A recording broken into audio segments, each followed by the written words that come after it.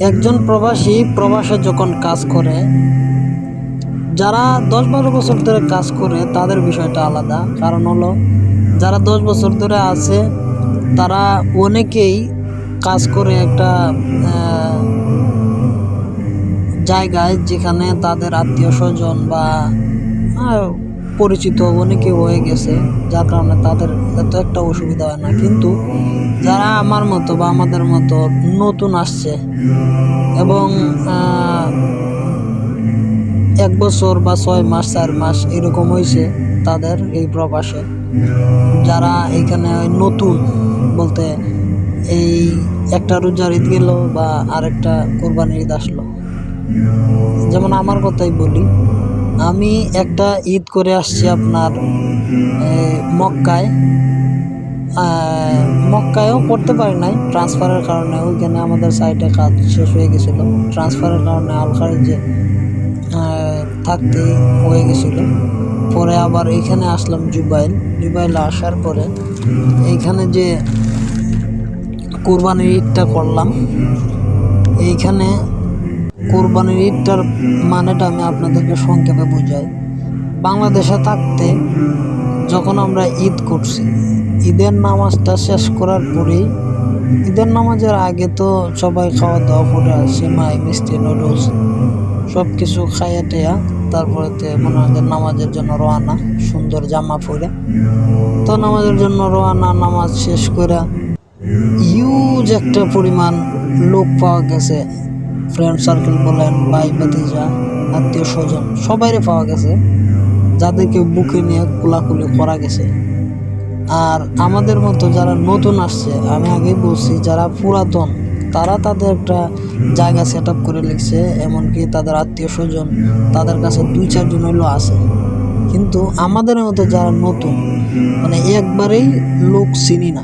যেমন মনে করেন যে আমি যে এখানে আছি, এইখানের মধ্যে বাংলাদেশি মানুষ তো অনেকেই আছে, কিন্তু পরিচিত মানুষ একদম নাই। বলতে আমি আমার যে হবিগঞ্জ এরিয়ার মধ্যে এই একজন মানুষই আছি এই এরিয়ার মধ্যে, মানে আর তার যারা আছে সবাই আমার ডিস্ট্রিক্টের বাইরের লোক, যাদের আমি চিনি পর্যন্ত না।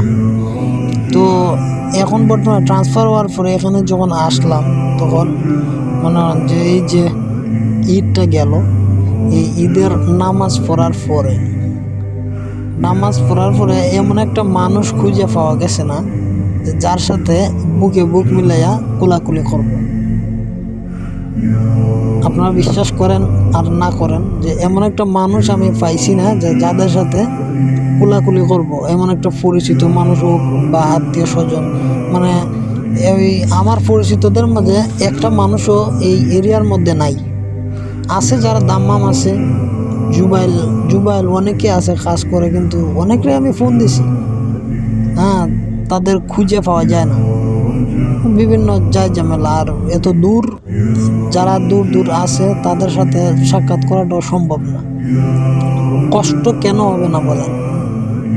একটা মানুষ যে প্রায় 27-28 বছর দেশে যখন ঈদ করে আইছে, 27-28 বছর পর্যন্ত, মানে কমসে কম কয়েকজনের সাথে হইলো তো কোলাকুলি করছে। কিন্তু এইখানে যে একটা অবস্থা, যে নামাজ শেষ হয়েছে, সালাম ফিরানোর পরে মানে চারিদিক দিয়ে চোখ ঘুরাইয়া দেখতেছে, কিন্তু এমন একটা পরিচিত মানুষ নাই যারে বুকে নিয়ে কোলাকুলি করবো। এর থেকে বড় কষ্ট আর কি হইতে পারে? ঈদের আনন্দ তো এখানেই শেষ। তো প্রবাসীদের নিয়ে কোনো কথা বলতে গেলে খুব হিসাব করেই বলতে হয়, কারণ ত্যাগ কী জিনিস এবং ত্যাগ যে কতটুকু করতে হয় তা শুধুমাত্র প্রবাসীরাই জানে। আর আরেকটা কথা, যেমন মনে হয় যে ঈদের সময়, ঈদের যে সিজনটা, ঈদ আসলে পরে যারা মনে হয় যে এই গরু কুরবানি, এখন ব্যস্ততা দেখান, ব্যস্ততা আসলে আমাদের সাথে বা প্রবাসীদের সাথে দেখানোটা ঠিক না। কেন ঠিক না? কারণ তারা এই যে প্রবাসী যারা আছে প্রবাসে, তারা প্রায় 12 থেকে 14-15 ঘন্টা ডিউটি করার পরেও কিন্তু এই যে এক পাশে রান্না বসাইছে, এরপরে আপনাদেরকে সময় দিতেছে, ফ্যামিলিতে কথাবার্তা করতেছে, বন্ধু বান্ধবের সাথে কথাবার্তা কইতেছে।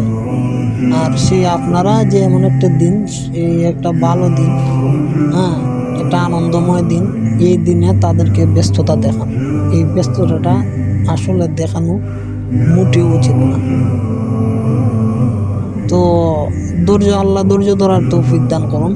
কারণ বর্তমানে নতুন এক জায়গায় আসি, এই নতুন জায়গায় পরিচিতি হওয়া লাগবে, পরিচিত মানুষ বার করা লাগবে, এমনকি পরিচিত হওয়া লাগবে। যার কারণে একটু সময়ের দরকার নিজেকে সেট আপ করতে। তো সবার কাছে দোয়া চাই, দোয়া করবেন, এবং আশা করি সবাই বুঝতে পেরেছেন। তো সবাই ভালো থাকবেন, সুস্থ থাকবেন। আল্লাহ হাফেজ।